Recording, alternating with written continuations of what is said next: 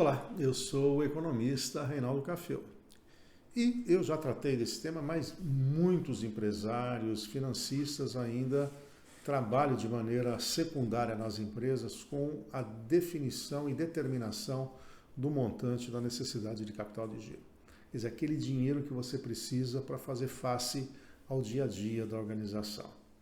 Então, nós temos um cálculo simples, que é apurar o ativo circulante operacional. O que é isso? É o que está no ativo circulante da empresa, mas que não representa liquidez ainda, como estoque, por exemplo, contas a receber. Esse ativo circulante operacional menos o passivo circulante operacional. O que é o passivo circulante operacional? Não é dívida de empréstimo de dinheiro. Por exemplo, uma dívida com fornecedor com tributos é operacional. O ativo circulante operacional menos o passivo circulante operacional te dá a necessidade de capital de giro. Então, vamos imaginar que você tem um ativo circulante operacional de 1.000 e um passivo circulante operacional de 800. A sua necessidade é 200. Como é que eu sei se eu estou financiando adequadamente isso e se eu tenho que mudar alguma estratégia? Você vai olhar as fontes de financiamento disso. Então, quais são as fontes de necessidade melhores?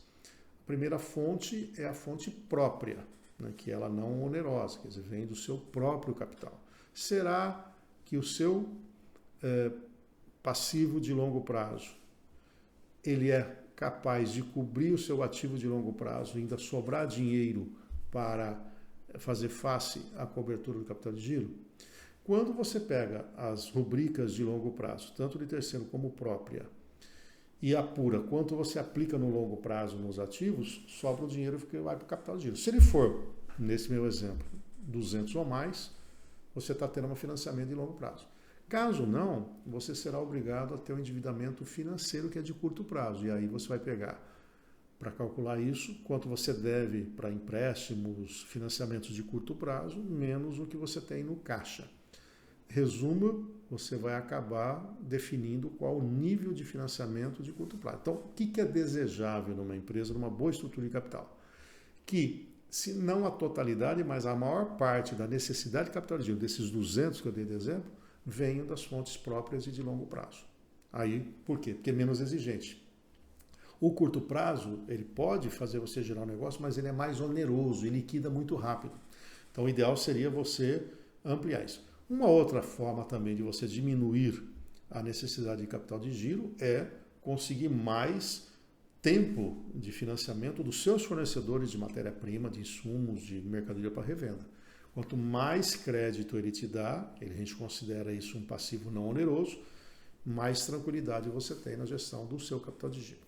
Então, ter isso na dinâmica do dia a dia, calcular. Agora, para tanto, você sabe.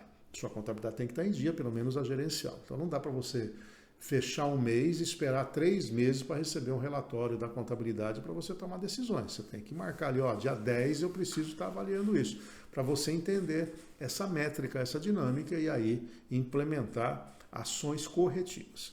Quanto maior a necessidade de capital de giro, quanto menor a fonte de longo prazo, mais a empresa está suscetível a pegar dinheiro oneroso de curto prazo e isso pode ser um primeiro momento, algo que come o teu lucro, no segundo momento que pode até te levar ali à insolvência, né, que é o chamado efeito tesoura.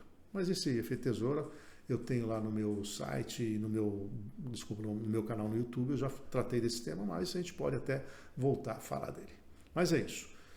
Calcule a sua necessidade de capital de giro, tenha uma opção clara de que as melhores fontes são próprias de longo prazo e evite fontes onerosa de curto prazo num grande volume. É isso.